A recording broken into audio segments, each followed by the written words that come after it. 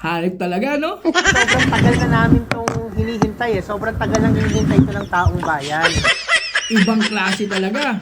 Ang kakamping, ang dilaw, at syempre, ang makabayan.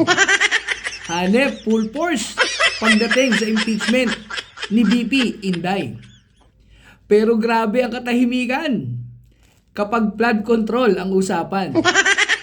Kapag impeachment naman, dahil sa pagiging adik, hanep, chismis-chismis. Ganyan ang sinasabi nila. Pero kay Inday, sa confidential funds na nanggaling sa Pangulo, desidido. At para sa kanila, totoo na ito ay nilustay. Kahit ito ay pinagtibay na ng COA. Grabe talaga.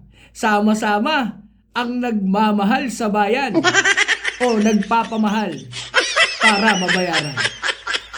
Ingat.